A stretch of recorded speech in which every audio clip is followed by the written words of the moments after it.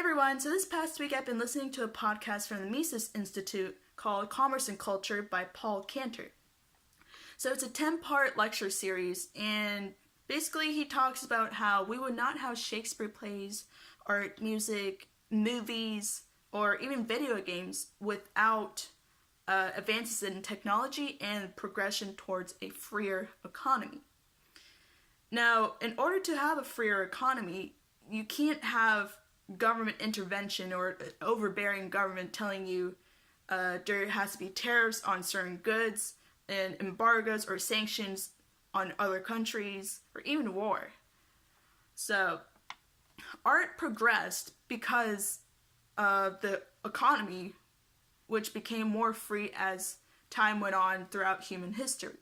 So throughout history, we see art shift from being only available to the rich and the church back in the Renaissance and medieval era, and even up to the Industrial Revolution, and now till today in the modern age, where it's widely available for almost anyone can afford it in some way or form, whether that be music or plays or art. Art became mass-produced due to commercialization, and as a result, more poor people were able to afford it, and now they're participating in the art market.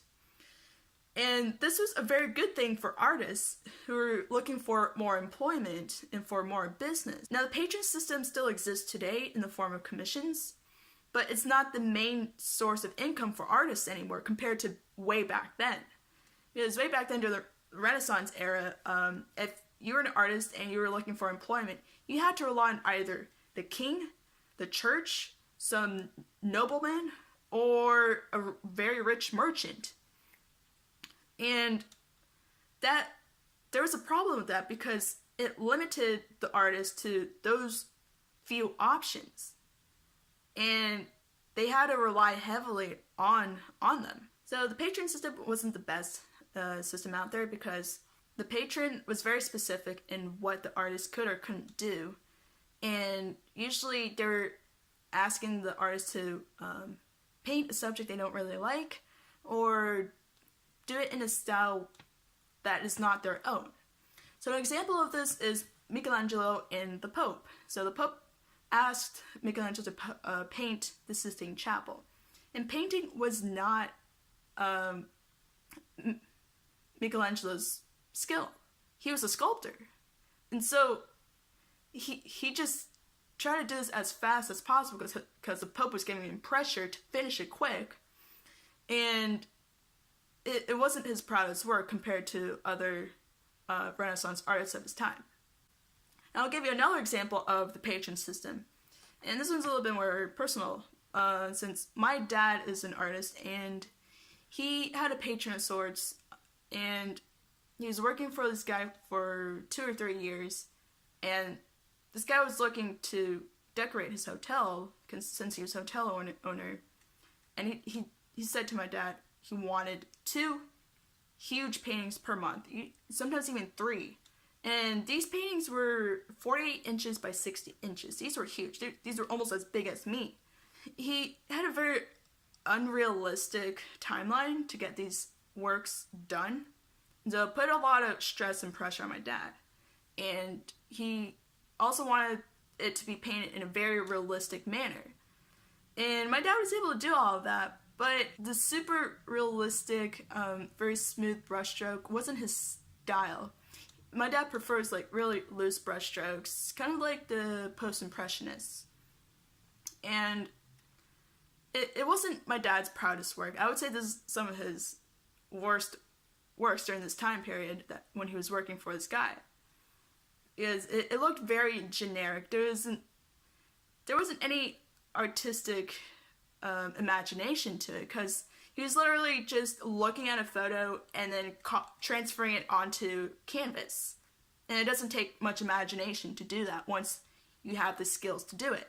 Now, another issue that cropped up during the time my dad had a patron was the pay. The pay was very low, and this guy was asking for $2,000 for the huge paintings. And it sounds like a lot of money, but compared to galleries and other other sources like art festivals, he was being underpaid. Usually my dad would sell these huge paintings for $8,000 to $10,000 each. And that also demotivated him from churning out good quality paintings, because the pay was so low, he was so stressed out, and he was working on an unrealistic time period. So my dad stopped working for this guy, and instead he started participating in these outdoor art festivals. And now these art festivals are a form of commercialization, because now it's widely available to anyone who's able to afford it, and not just the rich, but this art is more affordable compared to galleries, compared to getting art commissioned for you. And you see just aspects of mass production in it, because there's photography, there's digital art, and there's printed copies of original works. This gave my dad more clients, and it also gave him more freedom to develop his style. And so he doesn't have some guy telling him how to paint in a certain style or what to do. Now he does this for himself. He works for himself. And if the customer doesn't like his art, they just go find some other artist in that festival that suits their style, that suits their taste. And that's the other great thing about these art festivals, about commercialization, is it gives the consumer and the artist more options to work with. There's more choices. And you're not stuck with just a few, like one or two or three, or a handful. Now you've got hundreds of artists to look at and to shop around. And another great thing is, these festivals is a prime example of the free market at work. So if you want to see the free market and how it looks like, this is the place to go. Because you don't have an overbearing government telling the artists how to set up their tent in a certain way, or regulations saying you have to arrange your art in a certain manner or else they'll come crashing out, which they wouldn't. Or laws that try to protect the consumer from scams. But there's none of those types of laws when you step into these art festivals. It all works out because, one, the artist relies a lot on the customer to give them business. So they wouldn't scam them for no reason. Now, another great thing about these art festivals is the artist can have a chance at winning cash prizes from the judges that organize this place. And my dad has actually won a couple of them, and it's helped him become a little bit more well known. Now, there are critics of commercialization, including these art festivals, because they say, oh, that's like lower tier art, and it looks so generic. But, I mean, there's still very good quality, and if you talk to artists, let's say you wanted a portrait done of you, and you liked the artist's style, you could negotiate with the artist to get it done for you. And my dad has done this before, where he's met clients at art festivals, and they said they wanted something unique for themselves. And I guess that's one form of patron system at work. So at these art festivals, you can get both patron system and commercialization at work. Culture would not progress without a free state, without a free economy. And a good example of this is the communist governments that prevented information from coming through into their country. And my dad has experienced this when he was growing up in communist China under Mao Zedong. And he was an artist growing up.